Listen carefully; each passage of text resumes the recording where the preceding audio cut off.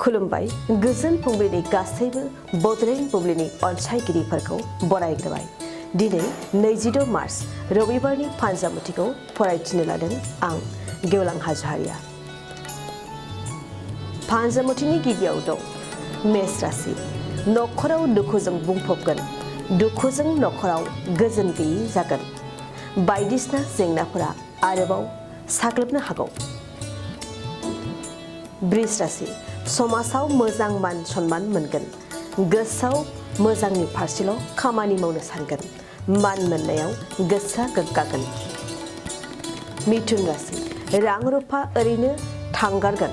नाङा फाङा गुबुन जायगायाव ओरैनो दावबायगोन। दावबायनायाव ओरैनो रां बाहायगोन। कर्कट राशि। गोसोआव मानोबा रंजानाय लागोन। माबेबा मोनसे खामानि जाफुंसारनायाव रंजाखांनाय फोरमायगोन। दिनै मोजांसिन साननाय फैगोन। सिंह राशि।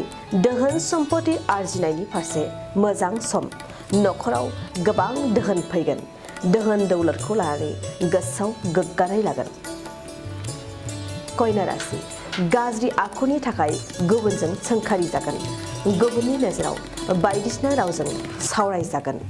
आखुथाय दानो सोलोंगोन। तुला राशि। बिसि फिसायनि गेजेराव दुखु दाहा जागोन। दुखुखौ लानानै सोमोन्दो गावस्रालायगोन। एसे जेंनायानो गिदिरसिन जालांनो हागौ। वृश्चिक राशि। दावबायनायनि फारसे मोजां सम। हरखाब गावनि अनजालिखौ गोजानाव लांनायनि थांखि लागोन। दावबायनायजों गोसोखौ उदां मोनगोन। धनु राशि।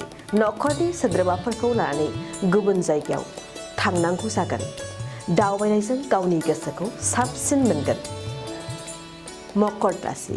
दिनै नोंथांनि मोजां सान जानाय नङा। फिसानि फारसे गोबां सानगोन। फिसानि लाइमोन बैसोखौ लानानै जिंगासिगोन। कुम्भ राशि। सांग्रां जा। गारि मटर सालायनायाव हरखाब सौग्रावनो हागौ। गुबुन जायगायाव गारि मटर सालायनायनि फारसे सांग्रां जानाया नोंथांनि साबसिन। मीन राशि। देहायाव गोहो बोलो फैगोन। गोसोनि गोहो बोलोजों खामानिखौ मावफुंगोन। समजों लोगोसे गोख्रै आवगायफानो हागोन। दिनै सानसेनि राशि फरायथियाबो एसेनोसै। आसा खालामो नोंथांनि दिनैनि साना मोजाङै मोजां थांगोन। बेखौ बड'लेण्ड बुब्लि नखरनिफ्राय मिजिंथिबाय। गोजोन्थों। गय गायग्रा आबादारिफोरनि थाखाय मोनसे मोजां खौरां। थाफा नार्सारियाव मोननो हागोन जाखांफु लाइमोनफोरजों बानायजानाय हाजो आरो हायेनावबो गायजानाय अर्गेनिक गय फुलि।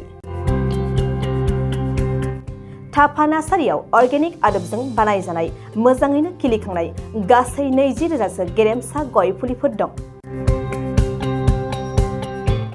बारा नङा, फांसेयाव 60 रां होनानैनो नोंथांमोना गय फुलिखौ बायना लांनो हागोन। बुरजा लाङोब्ला खमायनायनि सुबिदाबो मोननो हागोन। थाफा नार्सारिनि गुबै थङा क'क्राझार सहरनि सानजा फारसे थानाय बावखुंग्रि हाजोजों नांजाबनाय हरिनागुरि गामि हाथाइनि साखाथियाव। बे अर्गेनिक गय फुलिफोरखौ लांफैनोब्ला नोंथाङा 8011837272 नङाब्ला 9707460226 जानबुं अनजिमायाव थोंजोङै जगाजग खालामहरनो हागोन।